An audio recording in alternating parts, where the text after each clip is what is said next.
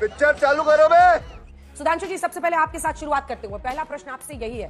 देखिए, विपक्ष caste census को लेकर उसके इर्द गिर्द, मतलब अगर राहुल गांधी की जाति पर भी टिप्पणी होती है वो कास्ट सेंसस कहते हैं। उन्होंने अपनी स्ट्रैटेजी, अपनी रणनीति साफ बना ली है, उसको रोज धार दे रहे हैं। कोटा विद इन कोटा के फैसले के बाद कोर्ट में नए सिरे से वो कास्ट सेंसस को बल दे रहे हैं। सवाल यह है कि आपकी सरकार जो 2021 में एक सेंसस होनी थी उसको आगे क्यों बढ़ा रही है? तो तीसरी सरकार आपकी आ गई ना, और उसमें भी अगर जाति कास्ट बेस्ड सेंसस आप करना चाहते हैं, नहीं करना चाहते हैं, क्यों नहीं कर रहे हैं, कुछ बताइए, प्रकाश डालिए। अंजना जी, ऐसा होता है राजनीति में सिर्फ बल देना नहीं होता है, कार्य करके दिखाना होता है। और वो इनकी बातों से कोई कैसे यकीन करे? ये बताइए, बिहार एक राज्य है जिसने की कास्ट सर्वे कराया, कास्ट सेंसस नहीं, जातिगत जनगणना नहीं, जाति सर्वे। और राहुल गांधी जी ने बिल्कुल हाथ यूं चढ़ा चढ़ाकर कई सभाओं में बोला, देखो भैया मैंने तो कह दिया था तुमको कि करना पड़ेगा। तो अब नीतीश कुमार जी तो हमारी तरफ है, वो कहते हैं नीतीश कुमार जी का डिसीजन था। अब तेजस्वी यादव जी बता दें कि वो राहुल गांधी जी के कहने पे किया था कि नीतीश कुमार और तेजस्वी यादव का डिसीजन। एक बार साफ साफ बता दे, बात साफ हो जाएगी। नहीं चलो भाई, कांग्रेस का दावा मान लें तो वही कास्ट सर्वे जिसके लिए आप बड़ी ऊंची ऊंची आवाज में बोल रहे हैं कि हमने बिहार में करवा दिया, हिमाचल में क्यों नहीं हो रहा है? तेलंगाना में क्यों नहीं हो रहा है? और कर्नाटक में तो हुआ रखा है, आंकड़ा क्यों नहीं जारी हो रहा है? क्या बात कर रहे हैं? और मैं बता दूं, खड़गे जी नेता प्रतिपक्ष हैं राज्यसभा में। पिछले सत्र में, यानी ये सरकार बनने से पहले वाले सत्र में, हमारे मंत्री प्रहलाद जोशी जी ने खड़े होकर कहा था कि आप इसकी बात कर रहे हैं तो आपकी कर्नाटक की सरकार में तो डिप्टी चीफ मिनिस्टर ने ऐलानिया कह दिया है, डीके शिवकुमार ने, कि अगर आपने आंकड़ा जारी किया तो हम होने नहीं देंगे। तो जानते हैं खड़गे जी क्या बोले थे? ये सदन की कार्रवाई का हिस्सा है। खड़गे जी बोले, अरे वो लोग तो आप ही की तरह सोच रहे हैं। तो उन्होंने कहा, मतलब क्या है आपका कहने का? नहीं, मतलब उन लोगों की सोच और आपकी सोच अलग है। गजब है साहब, आपका डिप्टी चीफ मिनिस्टर ऐलानिया कह रहा और राहुल गांधी जी में ये क्षमता नहीं है, मैं थोड़ा वो हैसियत वर्ड नहीं कहना चाहता, उनका स्टेचर नहीं है कि वो डीके शिवकुमार जी के अगेंस्ट बोल के दिखा दे। झूठ बोल रहा है, झूठ बोल रहा है, बकवास कर रहा है। इसलिए मैं कहता हूं, बात करना और कर कुछ नहीं पाना। 2011 में हुआ था सेंसस, क्यों नहीं 14 तक जारी किया था अगर आपको इतना था? और मैं फिर एक और बात कह दूं, राहुल गांधी जी करें उनका अपमान है? नहीं साहब, उनका अपमान नहीं, आपने अपने पुरखों का अपमान किया। कैसा? कोई जाके देख ले, सितंबर 1990 में राजीव गांधी जी ने फ्लोर ऑफ द हाउस पे कहा कि कांग्रेस पार्टी जात पात पे विश्वास नहीं करती। सुरेंद्र राजपूत जी चाहे जितना हाथ लें, मैं करोड़ों दर्शकों से कहता हूं, जाइए अभी खोलिए संसद की कार्रवाई और देखिए। उन्होंने कहा था कि ये जो निर्णय है मंडल के विरोध में, उन्होंने कहा कि ये अंग्रेजों के जमाने के कम्युनल अवार्ड की तरह है। और उन्होंने कहा कांग्रेस पार्टी का नारा है जात पे ना पात पे, मोहर लगेगी हाथ पे। ये सदन की कार्रवाई में बोला, जो अनुराग ठाकुर जी ने कहा RG1। तो राहुल गांधी जी आप किसका अपमान करें? कहे मेरे बाप गलत? श्याणपति नहीं, श्याणपति नहीं। उसके बाद इंदिरा जी, जात पे ना पात पे, इंदिरा जी की बात पे मोहर लगेगी हाथ पे, कहे मेरी दादी गलत थी। और जातिगत जनगणना रोकी किसने? नेहरू जी ने 1951 में, और 51 में कॉन्स्टिट्यूएंट असेंबली का डिसीजन था, सरकार 52 के बाद बनी है, तो कहे नेहरू जी गलत थे। और 61 में नेहरू का सारे मुख्यमंत्रियों को दिया गया वो लेटर अवेलेबल है, जो कि selected words of Jawaharlal Nehru में उनके साइन से है कि मैं किसी भी प्रकार के आरक्षण के विरुद्ध हूं, पर्टिकुलरली जब सर्विसेज में आता है, क्योंकि ये कम करता है। तो ये बताइए अपमान कौन कर रहा है? अपमान राहुल गांधी जी का नहीं हो रहा है। राहुल गांधी जी नेहरू जी, इंदिरा जी और राजीव जी का अपमान कर रहे हैं, जिस पार्टी का कभी नारा होता था जात पे ना पात पे, इंदिरा जी की बात पे मोहर लगेगी हाथ पे। आज ऐसा नेतृत्व आया है जिसने अपने पुरखों की बात को रख के लात पे पार्टी ले आए फुटपाथ पे। साले का खोपड़ी तोड़ साले का। सुरेंद्र जी, मोर्चा संभालिए और ये समझाइए कि क्यों न देश माने कि आपकी पार्टी की नजर में कास्ट सेंसस सिर्फ वोट पाने का एक हथियार है, क्योंकि आपको लग रहा है कि इसकी वजह से जो कास्ट फॉल्ट लाइंस इस देश में पहले से मौजूद है उसको आप और धार दे सकते हैं और इसकी वजह से आप वोट पा सकते हैं। वरना एक तो पारंपरिक रूप से जो कांग्रेस पार्टी का स्टैंड रहा है रिजर्वेशन पर, वो सामने उन्होंने भी रखा। दूसरा, आप 3 राज्यों में सरकार में हैं, अधिकारियों के फोटो दिखाते हैं, कल भी मैंने आपके प्रवक्ता से पूछा था, चीफ सेक्रेटरी तीनों राज्यों में आपने अगली जातियों के बनाए हुए हैं। राहुल जी की बात आप ही के मुख्यमंत्री सारे नहीं सुन रहे क्या? और सुक्खू साहब से लेकर रेड्डी साहब मुख्यमंत्री बनते हैं, कोई दलित नहीं बनता है, क्यों? तो रुको जरा, सबर करो। जी नमस्कार। 3-4 चीजें बड़ी साफ है। सुधांशु जी के लिए कहते हैं ना कि कितने मासूम लग रहे हो, तुमको जो जालिम कहे वो झूठा है। सच बात यह है कि हम क्या कर रहे हैं, क्या नहीं कर रहे हैं, क्या हमारे पीछे केंद्र सरकार चलने के लिए मजबूर है? क्या केंद्र सरकार जवाहरलाल जी की सारी बातों को मानती है? क्या केंद्र सरकार सरदार पटेल की सारी बातों को मानती है तो आरएसएस के ऊपर से बैन क्यों हटाती है? क्या केंद्र सरकार इंदिरा जी की सारी बातों को मानती है? और क्या सुधांशु त्रिवेदी ये कह सकते हैं कि जात पे ना पात पे मोहर लगेगी हाथ पे, इंदिरा जी की बात पे ये नारा गलत था? वोट तो हमेशा जात पात हीन ही होगा। भारतीय जनता पार्टी जरूर कहती है न जात पे ना पात पे, सांप्रदायिकता की बात पे, मुसलमान के खिलाफ वोट मोहर लगेगी कमल के फूल पर।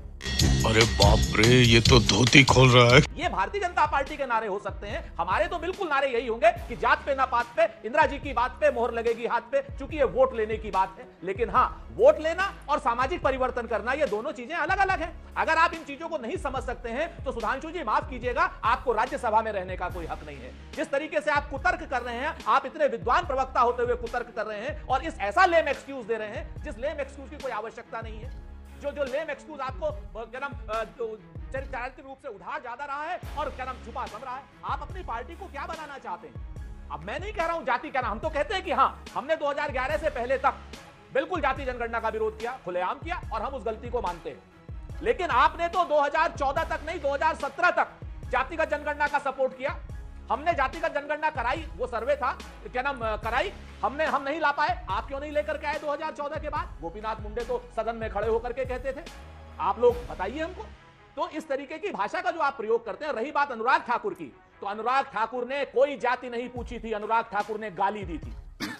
सही पकड़े हैं। मैं सुधांशु जी चुनौती के साथ आपसे कहता हूं कि अगर आपको यह कहा जाए कि सुधांशु जी आपकी जाति क्या है, तो आप कहोगे मैं त्रिवेदी हूं, ब्राह्मण हूं। लेकिन अगर आपसे पूछा जाए कि जिसकी जाति का पता नहीं, सुधांशु त्रिवेदी की जाति का पता नहीं, वो गणना की बात करेंगे, तो ये गाली है सुधांशु जी।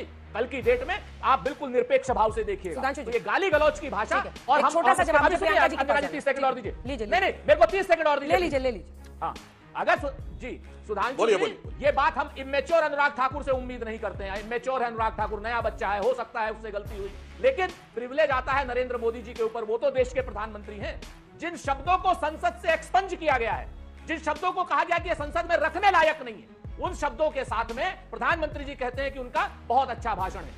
आप क्रोनोलॉजी समझ लीजिए।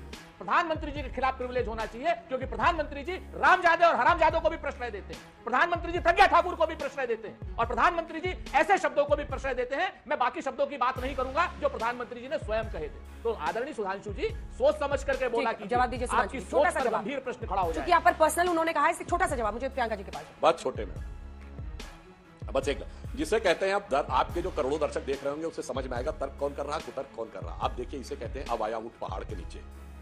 अनुराग ठाकुर ने तो किसी का नाम नहीं लिया था। उन्होंने कहा जिसकी जात का नहीं पता वो गणना की बात करते हैं। तो उड़ता तीर किसने पकड़ लिया अपने ऊपर? इसके लिए हिंदी में कहावत होती है, शब्दशः ना लिया जाए। मैं किसी व्यक्ति के लिए नहीं कह रहा हूं, कैवेट लगा बोल रहा हूं कि चोर की दाढ़ी में तिनका। उन्होंने किसी का नाम नहीं लिया। अरे झूठ बोल रहा है, ये झूठ बोल रहा है। क्यों कोई खड़ा हो गया? अब जैसे सुरेंद्र जी आपने कहा, मैं तो कहना चाहता हूं राहुल गांधी भारत के इतिहास के इकलौते नेता हैं जिनकी ऑफिशियल प्रेस कॉन्फ्रेंस में कांग्रेस ने जाति नहीं गोत्र भी बताया है। तो क्यों नहीं खड़े होकर उन्होंने कह दिया कि मैं दत्तात्रेय गोत्र का, कुर्ते के ऊपर जनेऊ पहनने वाला कौल ब्राह्मण हूं, क्योंकि अब कुर्ता भी छोड़ दिया है, जनेऊ भी छोड़ दिया है, अब आ गए हाफ टी शर्ट के ऊपर, और अब ईश्वर के नाम की शपथ भी नहीं ली इस बार। इसलिए कहते हैं राजनीति में विश्वसनीयता का। मैं आपसे जिम्मेवारी से कहता हूं सुधांशु जी, तथ्यात्मक बात करिए। नहीं व्यक्तिगत तथ्यात्मक बात करिए। गाली की बात कहां से हो गई? मैं पूछना चाहता हूं। वो कह रहे हैं कि नाम नहीं लिया था, राहुल जी क्यों खड़े हो गए? मैंने आप में भी डिस्टर्ब नहीं किया। ठीक है, पूरा कीजिए। एक मिनट, एक लाइन में बोलता हूं। जो ये कहते हैं कि सब अपनी जात बताओ, उस पे बजाएं ताली, और अगर कोई इनडायरेक्टली भी पूछ ले कि अपनी जात बताओ तो मुझको लगती गाली। अब बता दो भाई, मेरे सवाली या मेरे बवाली? अभी बता है भाई, अभी बता है। सुधांशु जी, फिर से मैं कहता हूं आपसे कि आप जात पूछिए, हम जात का जवाब देंगे। लेकिन सुधांशु जी, अगर आपसे भी कोई पूछा जाए कि तुम्हारी जात का पता नहीं है, वो जाति जनगणना की बात कर रहा है, तो ये गाली है। ये आपके लिए भी गाली है और ये पूरे देश के लिए गाली है। देश के करोड़ों लोग देख रहे हैं। अरे नाम ही नहीं लिया गया। ज्यादा मैं आपसे इसलिए और मैं इसलिए कुछ नहीं क्यों नहीं नाम लिया? सामने आप बोल रहे हो उनको कि जिसकी जात का पता नहीं। मैं अनुराग ठाकुर से पूछता हूं कि तुम ठाकुर हो, धूमल हो, और क्या हो, कौन है, तुम्हारी वल्दियत क्या है? आप आगे जाएंगे तो बहुत दिक्कत होगी। सुधांशु जी, मैं आपसे पूछता हूं कि आपकी जात का पता नहीं, त्रिवेदी हो, द्विवेदी हो, मिश्रा हो, पाणे हो, या कुछ और हो? ये सब क्या देखना पड़ रहा है? अच्छा है मैं अंधा हूं। प्रियंका जी, ऐसा तो हो नहीं सकता कि कास्ट सेंसस पर सेंसस क्यों नहीं करा रहे, जात के आधार पर लोगों को टारगेट किया जाता है। ये सारे आरोप लगाते हुए कांग्रेस पार्टी कह ले या विपक्ष अपना दूध भात कर ले। चलिए, हमने तो 11 से 14 में नहीं बताया, आपने क्यों नहीं बताया? अरे महान पोजीशन तो आप ले रहे हैं, आपने क्यों नहीं बताया? 11 में अगर आ गए थे रिजल्ट्स, गड़बड़ी है, गड़बड़ी को सॉर्ट करते हुए 3 साल ऐसे ही निकल गए, आपने नहीं बताया। दूसरा, 3 राज्यों पर जब मैं उनसे सवाल पूछती हूं कोई जवाब होता नहीं है, अपनी पार्टी का दूध भात लेके निकल जाते हैं। हमारा तो दूध भात है जी, हम नहीं बनाएंगे दलित सीएम, हम नहीं बनाएंगे दलित चीफ सेक्रेटरी। बीजेपी क्यों नहीं बताती है? ये फोटो दिखा के पूछेंगे। ये मापदंड तो नहीं चल सकता प्रियंका। वैसे तो देश में कुछ भी नहीं चल सकता है। जैसे भारतीय जनता पार्टी की जिम्मेदारी सेंसस करने की है वो कर नहीं रही है। ये वॉट अबाउटरी तो की बात ही नहीं है। चलिए 2011 में एक सेंसस आया, 2014 तक पब्लिक नहीं हुआ। 2011 के बाद एक इलेक्शन भी तो हुआ जिसका खामियाजा कांग्रेस पार्टी को भुगतना पड़ा। और जो जो मुद्दे आपने 2011 में आप भारतीय जनता पार्टी ने उठाए थे उनको लागू कर देने चाहिए थे। इतनी भारी बहुमत से किसी को सीट्स मिली, मेजॉरिटी मिली, आप अपने मन की बात कर सकते थे, आप जन की बात कर सकते थे, पर आपने उसको राजनीति की। मगर क्यों? अभी पता चलेगा। मैं एक और चीज आपको बताऊं, दुनिया भर में, मैं सिर्फ इंडिया की नहीं बात कर रही हूं, दुनिया भर में अगर कॉर्पोरेट हायरिंग भी हो रही है, कोई गवर्नमेंट हायरिंग भी हो रही है, तो वो डिवर्सिटी, इक्विटी और इंक्लूजन के आधार पर हो रही है। तो अगर कोई एक फोटो आपको दिखाता है या कोई आपको एक पब्लिक रैली में पूछता है तो वो इस हिसाब से पूछ रहे हैं कि कितनी हायरिंग ऐसी हो रही है आपकी संस्थान में जहां पे इस डिवर्सिटी का ध्यान दिया जा रहा है। ये सिर्फ भारत में नहीं हो रहा है, ये दुनिया भर में ये लागू हो रहा है। वो होता है इंक्लूजन, ये एड्रेस करना कि कहाँ कमियां हैं, कहाँ रिक्रूटमेंट्स नहीं है, कहाँ हम कॉन्शियसली होकर, जो लोग प्रिविलेज से आते हैं, जैसे आप अभी त्रिवेदी, चतुर्वेदी, राजपूत, ठाकुर सब चल रहा है, जो लोग प्रिविलेज पोजीशन से आते हैं उनको ये ध्यान रखना जरूरी है कि एक बहुत बड़ा तबका है जिसको ऊपर हमारे साथ लाना जरूरी है। तो वो होता है जिम्मेदारी निभाना। जो अनुराग ठाकुर जी ने किया कल, वो भारतीय जनता पार्टी की मानसिकता दिखाता है। और भारतीय जनता पार्टी की मानसिकता क्या है कि इस पे राजनीतिकरण करें, देश को जाति और धर्म के आधार पर बांट दें, पर सेंसस से ये ना पता करें कि किसको कितनी टारगेटेड पॉलिसीज मिलनी चाहिए। वेलफेयर स्कीम्स जो लागू हो रही हैं, कौन सा ऐसा वर्ग है जो पिछड़ा रह गया है, हमें उसको साथ लेकर चलना है। आज भी जो भी वेलफेयर स्कीम्स लागू हो रही है 2011 के आंकड़ों से हो रही है। हमारे यहाँ ऐसा ही होता है। आज खुद सुप्रीम कोर्ट ने कहा है, आज सुप्रीम कोर्ट ने क्या कहा, सुप्रीम कोर्ट ने कहा सेंसस होना चाहिए और जो नॉन क्रीमी लेयर है उनको ये जो फैसिलिटीज दी जाती हैं उस पर विचार होना चाहिए। तो which way is the supreme court going? Supreme court भी उसी तरफ जा रहा है। आज अगर तुम सुप्रीम कोर्ट की बात देखेंगे, जो बात कह रहे हैं कि आप अगर एससी हो, एसटी हो, पर आपकी इनकम इकोनॉमिक लेवल के हिसाब से ठीक है, तो आप वो क्रीमी लेयर में पाए जाएंगे। वो भी कास्ट सेंसस की तरफ ही लेकर जा रहे हैं कि कास्ट सेंसस, कास्ट क्या है, इनकम क्या है, फिर उसके आधार पर आपका डिसाइड होगा ना कि लागू होता है नहीं होता है। वही तो हमारी मांग है कि टारगेटेड डिलीवरीज होनी चाहिए, टारगेटेड स्कीम्स होनी चाहिए। जितनी आबादी है, जो आबादी पिछड़ी रह गई है, जिनको समानता लानी चाहिए, उस पर बात करें। इस पे ये लोग इतना चिढ़ रहे हैं, इतना चिढ़ रहे हैं कि अगर कोई डिवर्सिटी, इंक्लूजन और इक्विटी की बात करें, वो भारतीय जनता पार्टी के किताब में ही नहीं है। उनकी मान्यता बस एक है कि कुछ लोग, जैसे वेल्थ क्रिएशन हो रहा है, अमीर अमीर होता जा रहा है, गरीब गरीब होता जा रहा है, वैसे ही कुछ तबकों को, जो उनके वोटर हैं, उनको हम संतुष्ट रखें, बाकी को जो हमें करना है मनमानी उन पर राजनीति करें। ये वही सामने जो उन्होंने स्टेटमेंट दिया है, एक इररिस्पॉन्सिबल स्टेटमेंट है, जो अगर प्रधानमंत्री ने उसको एंडोर्स किया है तो दिखाता है प्रधानमंत्री की खुद की क्या सोच है डिवर्सिटी, इक्विटी और इंक्लूजन को लेकर। ये बिक गई है गवर्नमेंट, अब गवर्नमेंट में कुछ नहीं है। प्रियंका जी ने कहा कि डिफरेंट इंस्टीट्यूशंस में अगर कुछ लोगों का प्रतिनिधित्व नहीं है तो उन्हें करना चाहिए, बहुत अच्छी बात है। तो जो लोग ये आज बात करें, मैं पूछना चाहता हूं, राजीव गांधी फाउंडेशन के ट्रस्ट में कितने एससी, एसटी, ओबीसी आज बता के जाएं? इंस्टीट्यूशन है ना, वेरी वेरी सिग्निफिकेंट इंस्टीट्यूशन, जिसको 100 करोड़ से ऊपर मिला था जिस जमाने में था। आइए बताइए, नेहरू मेमोरियल ट्रस्ट में, शास्त्री जी के मेमोरियल ट्रस्ट में कितने लोग थे? एससी, एसटी, ओबीसी बता के जाइए भाई। National advisory council, the super cabinet which is being created over and above the cabinet, SC, ST, OBC का नाम बता के जाइएगा। लगे ना कि चैरिटी बिगिंस एट होम। यहां पे तो मैं गाली की बात नहीं कर रहा हूं, मैं तो फैक्चुअल बात कर रहा हूं। और मैं दर्शकों से कहता हूं, 16 मई 2014 को जिस दिन डॉक्टर मनमोहन सिंह ने अपनी कैबिनेट से इस्तीफा दिया, कैबिनेट में कितने ओबीसी थे? 3 के नाम बता के जाइए। तो इसे कहते हैं कि कहना कुछ और, करना कुछ और। ये शुद्ध राजनीति 100%। ना आज कर रहे हैं, ना तब किया था। सुनिए, ना आज कर रहे हैं राज्यों में, ना तब किया था। अपने संस्थानों में भी नहीं कर रहे हैं, मगर इसके बावजूद आके भाषण दे रहे हैं। अब जो आशुतोष जी ने बोला, आशुतोष जी समाजवादी पार्टी में मैं इनको अपेक्षाकृत सबसे सभ्य और संभ्रांत रूप में बहस करते हैं, उन्होंने बड़ी अच्छी बात कही। 10% लोगों ने जो कंट्रोल किया है, असमानता का वितरण है। बिल्कुल, आजादी के समय एक वर्ग था 10%। और अगर मैं आज पूछूं कि जो देश की संपत्तियों का वितरण किसके पास है, देश में सबसे ज्यादा जमीन सरकार के बाद किसके पास है?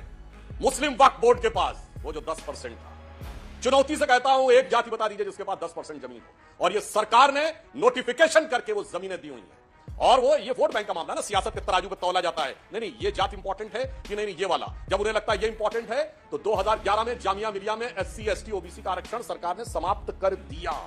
एससी, एसटी, ओबीसी का अलीगढ़ मुस्लिम यूनिवर्सिटी में 1981 में सारा एससी, एसटी, ओबीसी का समाप्त करके मुस्लिमों को दे दिया। अच्छा, हमको सिखा दिया है। एक ही मुस्लिम डोमिनेटेड स्टेट थी जम्मू कश्मीर, जहां एससी, एसटी, ओबीसी को आरक्षण नहीं था। अगस्त 2019 में धारा 370 समाप्त होने के बाद मिला। और अंजना जी, ये फितरत आज तक चल रही है। पश्चिम बंगाल की सरकार ने 91 जातियां ऐड की ओबीसी में, जिसमें 85 मुस्लिम। वो तो भला हो, मोदी जी ने संवैधानिक दर्जा दे दिया है ओबीसी कमीशन को। जब पिछड़ा वर्ग आयोग ने सवाल पूछा तो वो जवाब देते नहीं बन पा रहे हैं। तब भी SC ST ओबीसी का वो बड़ा वाला वोट बैंक। तो मैं पूछना चाहूंगा, आज संपत्ति का वितरण बता के जाइए आशुतोष जी।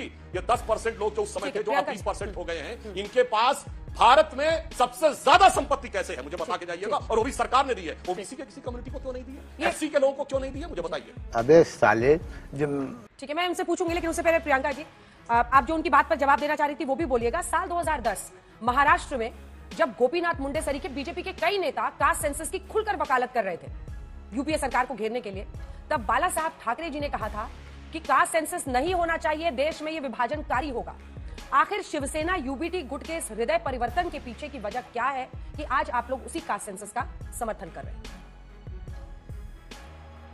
अगर आपने 5 मिनट सुधांशु त्रिवेदी जी की बात सुनी होती, आपको समझ में आ जाता कि क्यों हमें ये काम करना पड़ रहा है। और मैं आपको बता दूं, शिवसेना की जाति और धर्म और गोत्र सिर्फ शिवसेना है। हम ना जात में मानते हैं, ना धर्म में मानते हैं, हम सिर्फ जनता की सेवा जानते हैं। ये हमारी पार्टी की कॉन्स्टिट्यूशनल, हमारा पार्टी की मांग है, ये हमारी मांग है और ये हम कहते आए हैं। पर आज अगर भी आपने 5 मिनट, आप बड़ी शांति से, मैं भी सुन रही थी और आप भी सुन रही होंगी और राजपूत जी भी सुन रहे थे, जो उदाहरण उन्होंने दिए। एक तो मुझे लगता है कि आज इंदिरा गांधी जी हो, जवाहरलाल नेहरू जी हो, राजीव गांधी जी हो, अगर हिंदू धर्म में हम लोग सब विश्वास रखते हैं, कहते हैं उनकी आत्मा जब रिलीज होती है, 7 जन्म लेते हैं या उनका उद्धार होता है, वो कहाँ के किस वेशभूषा में होंगे, कहाँ होंगे, हमें नहीं पता है। पर जितनी बार उनका नाम लिया जाता है, दुख होता है कि प्रधानमंत्री के रूप में उन्होंने जिस तरीके से अच्छा काम कर पाए हो, काम किए हैं, पर ये लोग 10 साल में अपने कार्यकाल में अगर किसी को कोसते हैं तो उन्हीं तीनों को कोसते हैं और बार बार कोसते हैं। अपने ऊपर कोई उनकी कोई जिम्मेदारी नहीं है, कोई जवाबदेही नहीं है, पिछले 10 साल का कोई हवाला नहीं है। वो वॉट अबाउटरी में जाएंगे 1947 में, वो वॉट अबाउटरी में जाएंगे 1980 में, वो वॉट अबाउटरी में जाएंगे 1995 में। बैंड बज गया। आप मुझसे पूछिए हमारा हृदय परिवर्तन कैसे हुआ, मैं बताती हूँ। जब आज देश की आबादी में हम देखते हैं कि वेलफेयर स्कीम सिर्फ धर्म और जाति के आधार पर लागू हो रही हैं, और वो भी जाति और धर्म ऐसे हैं जो नॉन क्रीमी लेयर, जो आज खुद सुप्रीम कोर्ट ने कहा है क्रीमी और नॉन क्रीमी लेयर हो गया है, तो उसको रीलुक करना जरूरी है।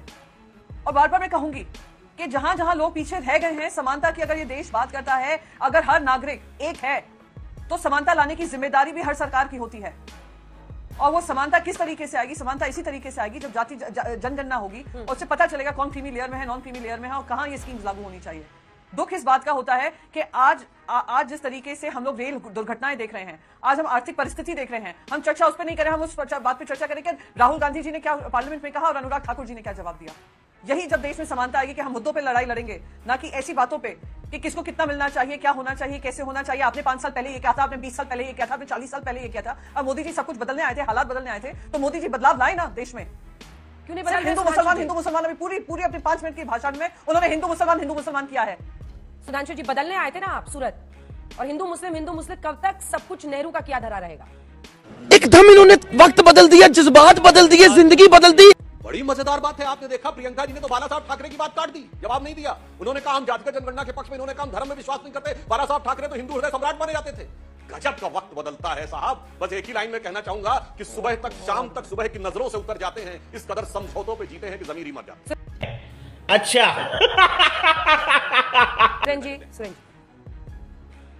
अंजना जी कहते हैं ना कि मुंह में छुपी हो मीठी बातें, रग रग में अय्यारी हो। मुंह में छुपी हो मीठी बातें, रग रग में अय्यारी हो, उसकी दवा कहां से लाऊं जिसको ये बीमारी हो। अंजना जी, इससे पहले हमारी पंजाब में सरकार थी, दलित चीफ मिनिस्टर था, राजस्थान में सरकार थी, पिछड़ा चीफ मिनिस्टर था, छत्तीसगढ़ में सरकार थी, पिछड़ा चीफ मिनिस्टर था, कर्नाटक में सरकार है, पिछड़ा चीफ मिनिस्टर है। ठीक, हमारे यहां दलित कांग्रेस के अध्यक्ष भी बने। 1980 से लेकर के आज तक भारतीय जनता पार्टी क्या नाम बनी है, एक इनका अध्यक्ष चुनाव गया हो और एक बंगारू लक्ष्मण नाम के दलित को इन्होंने अध्यक्ष बनाया था, जेल भिजवा दिया था। आज की डेट में जाति जनगणना का सच को लेकर के ये लोग इतने परेशान क्यों हैं कि लगातार नेहरू जी साहब तो कहते हैं कि जाति जनगणना पहले होनी चाहिए थी, गलती हुई, हमने 2011 में कराई थी, नहीं हम आंकड़े जारी कर पाए। आपकी हिम्मत नहीं थी, हैसियत नहीं थी, हौसला नहीं था, आप झूठ बोलते रहे 2014 से 2024 तक। और आप जनता को जितना टीवी पर बैठ करके मूर्ख बना सकते हैं की कोशिश कर सकते हैं, कर लीजिए। जनता हमारी जनार्दन है, सब समझती है। उत्तर प्रदेश की जनता ने आपको आईना दिखा दिया है। आप जितना भी झूठ बोलेंगे टीवी पर बैठ करके, समझ लीजिए कि आपकी जो पार्टियां, चाहे वो अपना दल हो, निषाद पार्टी हो, राजभर वाली पार्टी हो, अपना दल ने कल साफ साफ कहा जाति जनगणना के पक्ष में है। हम तो कहते हैं कि भाजपा की क्या नाम बिहार की यूनिट जाति जनगणना के पक्ष में है और नरेंद्र मोदी विरोध में है। आप हमें बताइए कि सुधांशु त्रिवेदी बहुत साफ बताएं वो जाति जनगणना के पक्ष में है कि विरोध में। आप इधर उधर की बात करते रहेंगे। उनका क्लियर क्वेश्चन है, बीजेपी का क्या स्टैंड है? अरे क्या क्लियर क्वेश्चन है भाई, मैं तो कह रहा हूं जो छाती ठोक ठोक के कह रहे हैं क्या चोरी, हमने तो समर्थन किया था बिहार में। आप मैं चुनौती तो कहता हूं सुरेंद्र राजपूत जी तेजस्वी यादव से कहवा दीजिए। अरे पढ़ लिख के आया करो सुधांशु, हमने दावा नहीं किया कि हमारे कहने पे किया। क्या बात करते हो? हमने समर्थन किया। आप ये बताओ जाति जनगणना देश करेगा कि प्रदेश करेगा? करवाओ, बिहार में करवाया था। आप जाति जनगणना देश करेगा कि प्रदेश करेगा? बात कह रहा हूं। अरे साला तुम लोग पागल है क्या?